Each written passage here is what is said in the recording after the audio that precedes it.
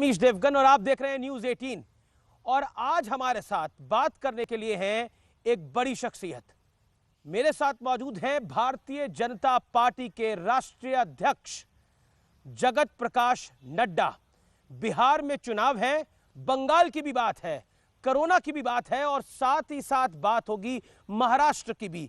तो देश के सीने में जो सवाल है, यानी आपके सीने में जो सवाल हैं, आज उन तमाम सवालों का जवाब देंगे जगत प्रकाश नड्डा, भारतीय जनता पार्टी के राष्ट्रीय अध्यक्ष। नड्डा जी, आपका अभिनंदन है। नमस्कार। नमस्कार। और 2 गज की दूरी, मास्क भी है जरूरी। और मेरा निवेदन है कि आप अपने मास्क को उतार लीजिए अब, क्योंकि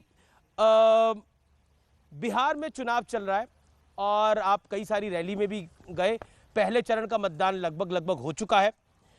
लेकिन इंटरेस्टिंग बात यह है व्यूअर्स कि जगत प्रकाश नड्डा साहब ने अपनी छात्र राजनीति की शुरुआत भी बिहार से ही करी थी। पटना विश्वविद्यालय में आपके पिता भी थे।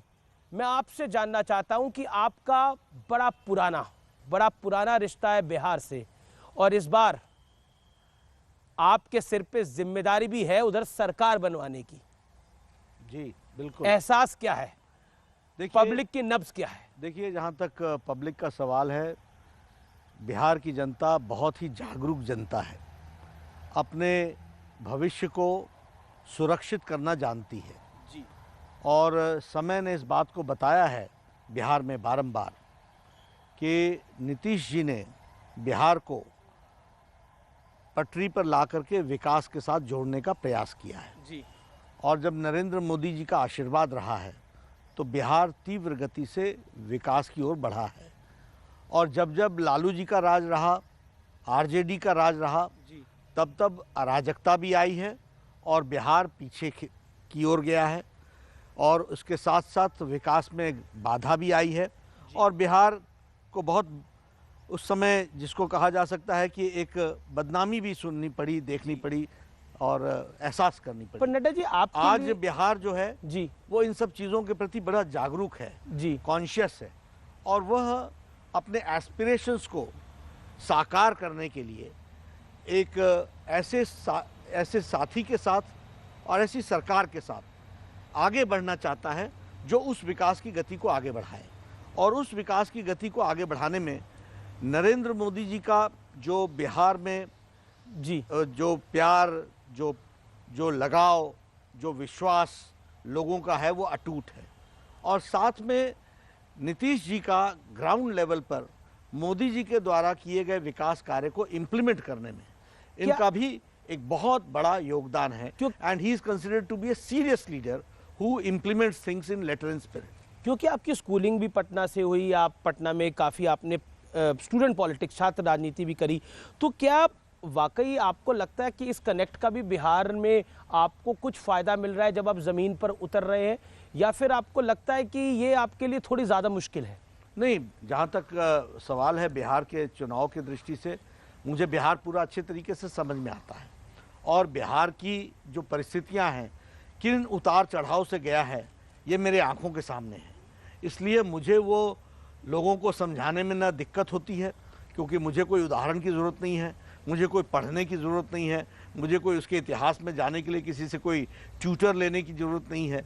मेरे आंखों के सामने गुजरा हुआ सारा है और मैं उनको, उस सारी चीज़ों को मैंने महसूस किया है।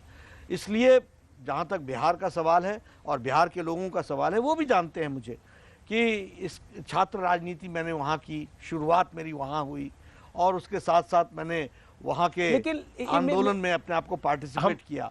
वहाँ के सभी लोग मेरे से, हर पॉलिटिकल पार्टी के लोग मेरे से परिचित हैं। क्योंकि हमने स्टूडेंट पॉलिटिक्स की बात करी, जब हम एक एग्ज़ाम देते हैं तो कई बार लगता है कि ये जो 10वीं का एक पेपर था वो 11वीं से थोड़ा ज़्यादा मुश्किल था, या कई बार लगता है 12वीं का जो पेपर है वो 11वीं से ज़्यादा मुश्किल है।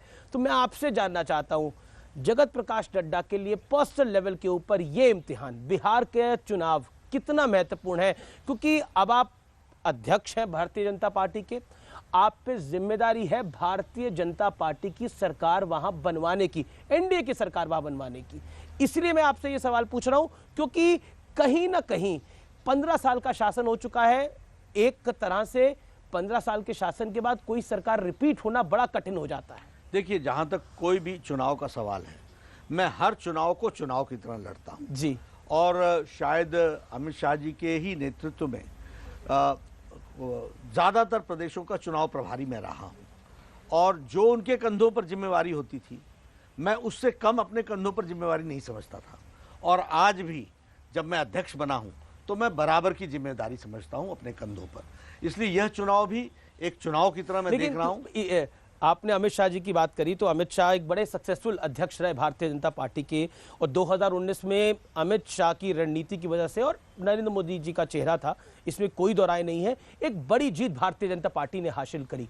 अब आप अध्यक्ष हैं और कहीं ना कहीं मुकाबला अमित शाह से करा जाता है, आप स्वयं ना करें लेकिन आप एक आंकलन में करा जाता है, तो क्या आपको लगता है कि वाकई ये जिम्मेदारी बहुत बड़ी है? मैं काम की तरफ ध्यान रखता हूँ और चुनाव को चुनाव की तरह लड़ रहा हूँ जी। इसलिए अपनी जिम्मेवारी को बखूबी निभाऊंगा और पूरी ताकत के साथ निभाऊंगा, इसकी चिंता करूंगा। तो अमित शाह जी से सलाह लेते रहते हैं? बिल्कुल, मैं कोऑपरेटिव तरीके से काम करता हूँ, सबका साथ लेकर के काम करता हूँ जी। और हमारे यहाँ काम करने का तरीका भी यही है कि हम सभी साथियों को अपने साथ लेकर के चलते हैं। इसलिए मैं ये कह सकता हूँ कि जहाँ तक चुनाव का सवाल है, एक टीम स्पिरिट में हम लड़ते हैं और सबका साथ लेते हैं और उनकी जो पॉलिटिकल विजडम है जी, उसका हम पूरा उपयोग भी करते हैं और हर छोटी बड़ी बात में हम उनके साथ परामर्श भी करते हैं और ये आज से नहीं कर रहे हैं। तो इस इक्वेशन को आप कैसे डिफाइन करते हैं, अमित शाह जी और आपकी जो इक्वेशन है?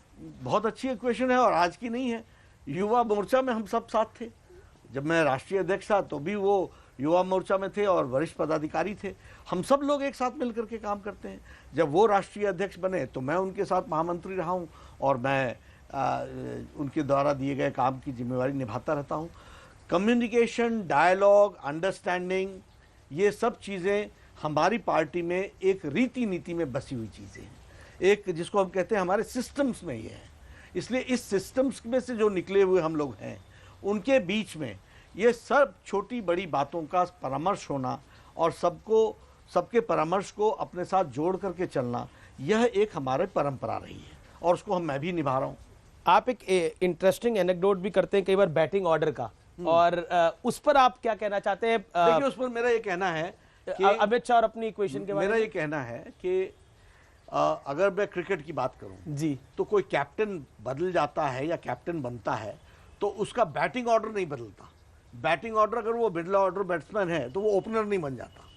उसी तरीके से फुटबॉल में जी, कोई अगर सेंटर फॉरवर्ड खेलता है और कोई फुल बैक में खेलता है तो वो अगर फुल बैक कैप्टन बन जाए तो वो सेंटर फॉरवर्ड में जाकर के खेलता नहीं है जी। इसलिए हमारे पार्टी में भी कैप्टन बदल सकते हैं, लेकिन उनके कार्यशैली और कार्य के अनुसार जो काम दिया जाता है वो उसी तरीके से काम करते हैं। अमित शाह हमारे सेंटर फॉरवर्ड पहले भी थे, आज भी हैं।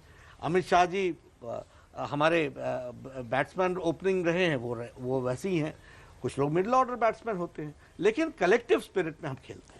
चलिए, बाकी की बात हम अंदर बैठ के करेंगे। तो जगत प्रकाश नड्डा से हमारी ये बातचीत जारी रहेगी।